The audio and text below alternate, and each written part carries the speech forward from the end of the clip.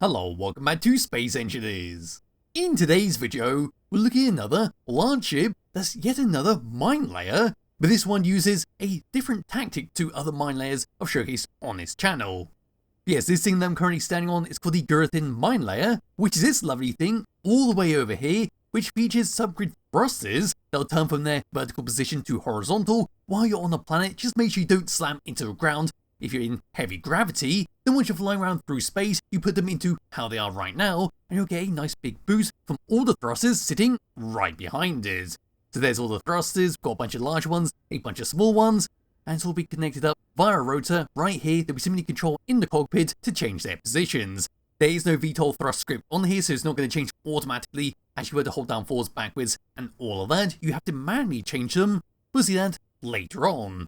And then for the mine lane side of this thing, we've got this lovely small block section at the back here, this red section, which you can remove if you want. You can just slice it out and have a massive gap like I did over here. But no, we'll take a look at that when we actually go around the outside of this thing. But yes, inside here, what we're going to have is a bunch of projectors, a bunch of welders, and then a bunch of controls to actually make different things. So all the way through to here we are at the actual welding platform. Got a little seat sitting right there. Got two seats over there, but we can't ignore them.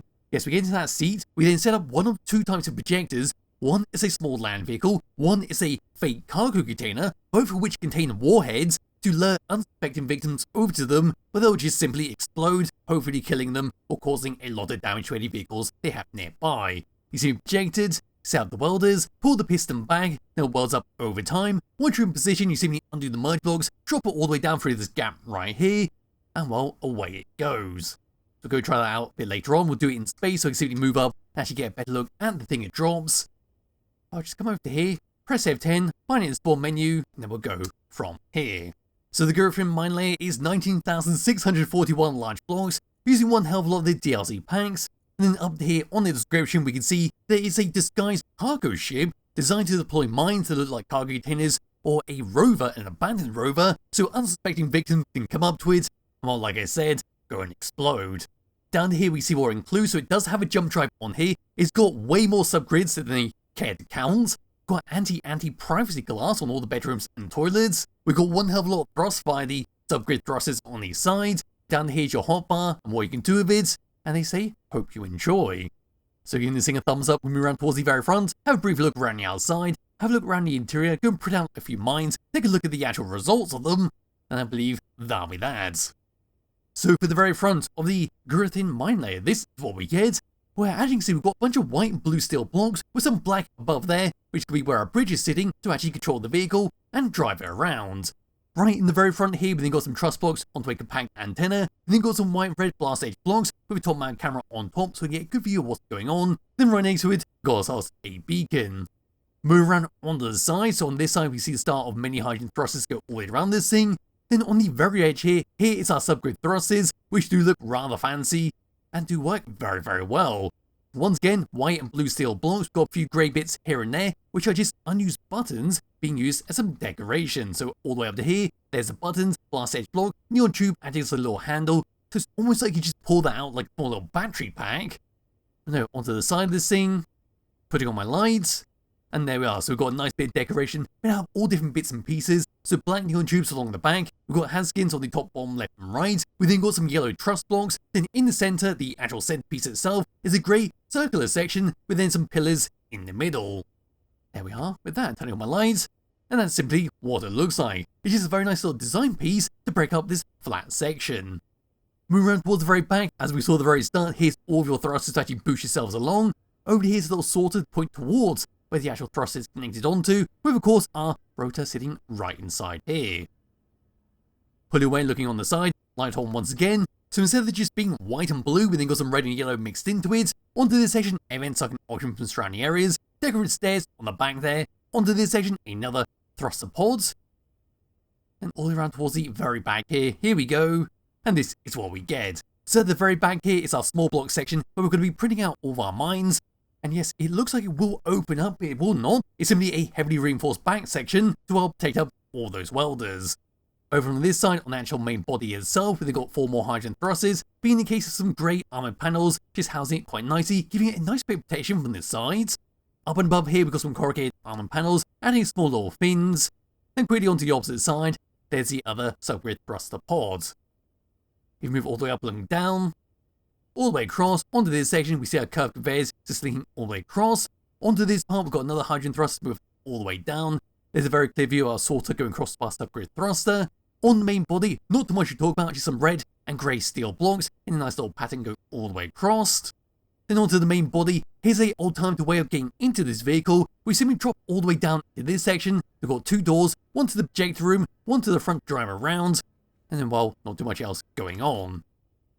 Towards front, more thrusters, more windows appear inside. Then towards front here, here's your bridge in the black colouring, where we see two control seats to actually control around, and two button panels with nothing set up on them. Moving all the way down underneath this thing, so looking at it like so, not really too much to talk about, but later on what we'll see is a few blocks that will stick out suddenly, which will be our landing legs, stamp yourself down onto the ground. They're very well hidden inside the ship.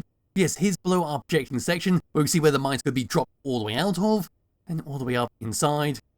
There we are once again for our welders, our piston, and a little seat to actually control everything. Then come across this one where I removed the small block section, so into the middle, this is what it looks like. It works actually very well for a nice little ship, without that part if you don't want to have it on there. All the way up here, we see a window appear inside a small little living section. We've got some cryophones on the top floor, then down below there we lead two other sections. Up to here's in the connector, a hinge, a heat vent, then a doorway to go all the way inside towards the bridge. Along the section here that we wouldn't normally see, we've got a little piston down there, white armoured panels, blue steel blocks, O2H2 generators. And onto that part we see another piston. There's the side of our hydrogen thruster, which we can see from the top, and there's the back where our arm panels are sticking up. Looking as a whole like so. There we are without the container. Then over to this one. And there we are. And with that, that's a brief look around the outside of the Gurathin Minelayer. It looks bloody fantastic if it has been set up, and I'm an absolute sucker for subgrid thrusters on a ship, especially with the big old bulky thruster pods as we have right here. It works very well with design, and should do very well pretty much anywhere. But anyway, grab hold of my character, it's now time to have a look around on the inside. So what we're going to do is just drop down through this section. Here we go.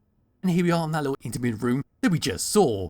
In the middle here, we then see our power and hydrogen usage. Onto this side, we then got our assemblers who can drop stuff in and out if we need to. Turning around, not really too much to talk about. There's that heat vent that we saw on the other ship. And of course, the hinge will be hidden behind this block.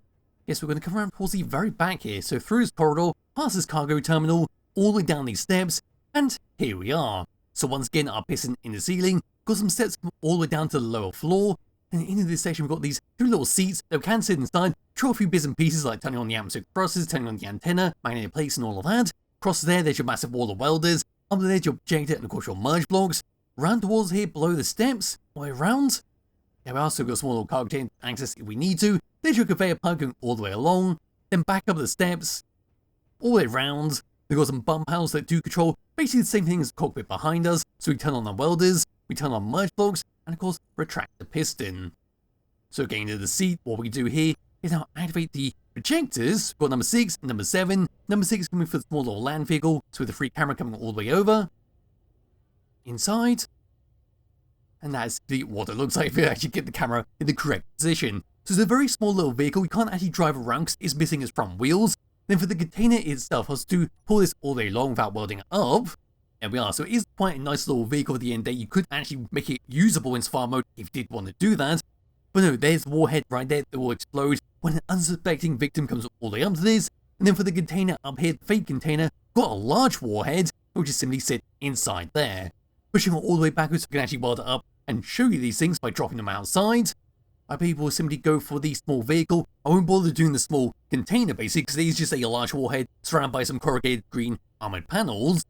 No, coming back into this view, now I'm going to turn on the HUD, turn off the correct projector. Yes, that is the correct one. Pressing number 4, pressing number 3, there we go, now starting to weld this up. Now I'm going to press number 1, retract this back, pop out the seats, and well, we now watch it get welded up. So there we are, that's simply all it is. We can sit inside there if you want to do that. It does have a few controls on there by default. So we've got our parking brake on and off, and magnetic plates on and off. Popping out of here, letting it go all the way across. And there we are, the warhead now about to be welded up. Got a large connector at the back there. We do get wheels at the back of this thing, so like I said earlier, you could easily just repair this up, make it usable in Spar mode by simply attaching on wheels and the front. Should be fully usable. But there we are, that's all it does. And once we're ready, we simply just go and disconnect that. There we go, that's now fully disconnected, and because we're in space, it will not drop down to actually move the ship all the way down. I don't think I can actually do it from back here. No, I cannot. So we'll go all the way towards the front, where I can actually move the ship up and drop this thing out. Yes, looking at this in its full built glory, that's simply all it is. So yes, it is simply just a tramp waiting for someone to come up to it and have that explode in their face, which should work very well, just dropping around everywhere and causing a bit of carnage.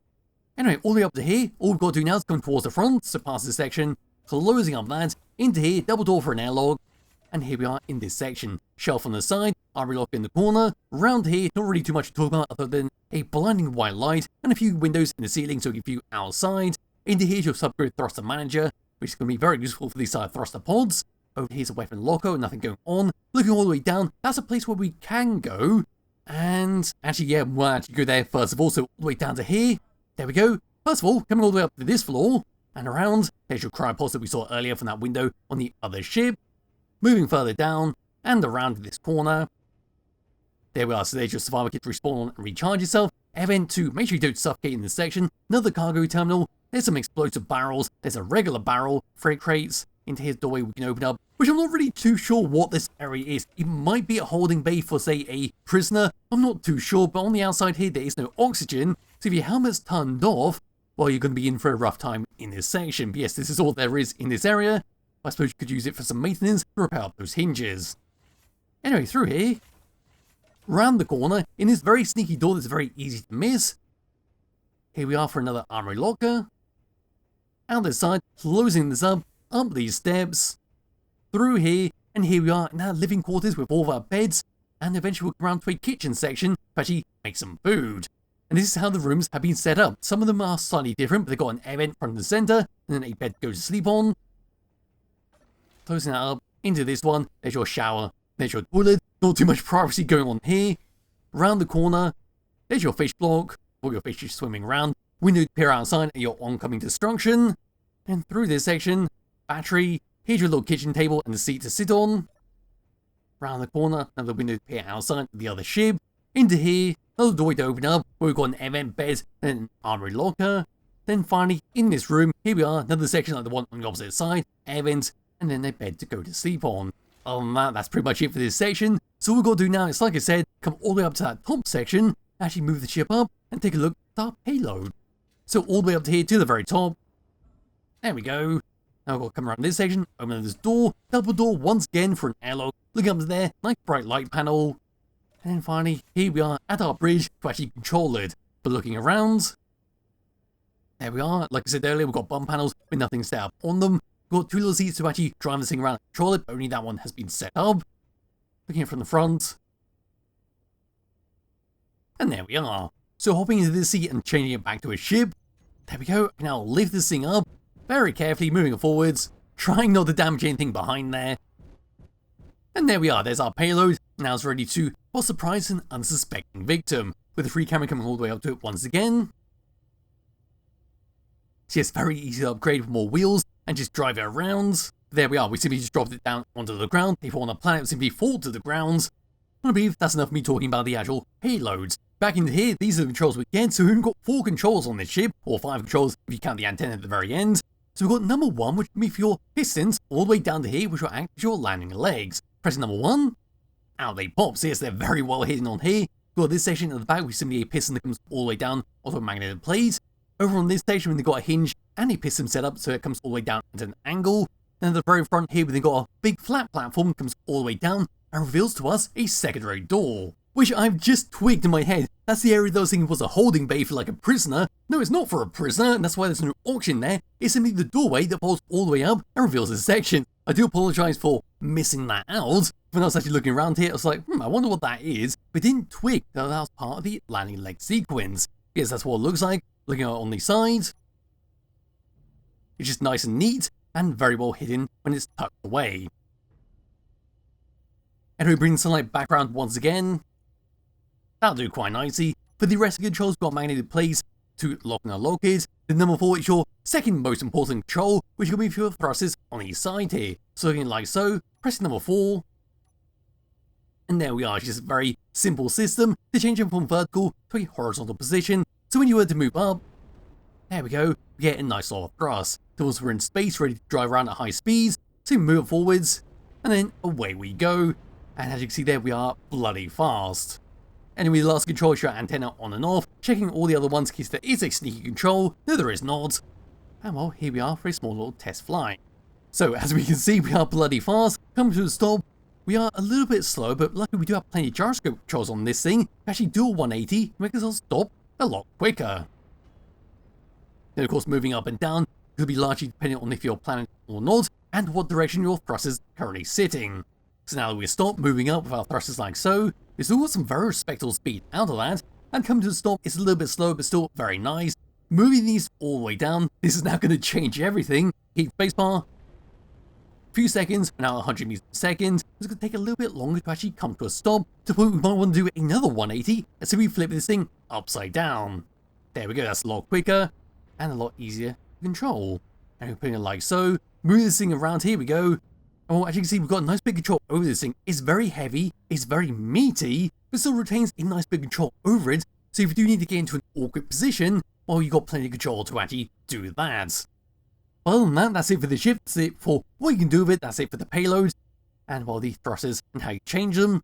And I believe the final thing to do with this thing, because I haven't done for quite some time, is just slam it into an asteroid and end it that way. So there we are, already moving at 100 meters per second, shouldn't take too long to get over there.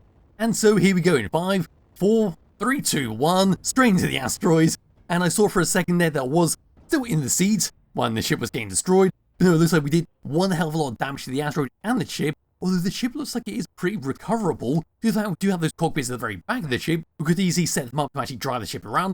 But no, at the end of the day, it's a fantastic looking ship, and it's got a nice little utility to use in your world, and could be a lot of fun just to mess around dropping those disguised mines, the little vehicle, the little container in your world. It's not really viable for survival mode, due to the fact you would need to spawn this in, but if you want to do that, that's fair game to you. But as always, there'll be a link to a description below to download the player yourself. Highly recommend you do, and I'll be back with another video some point soon. Bye bye.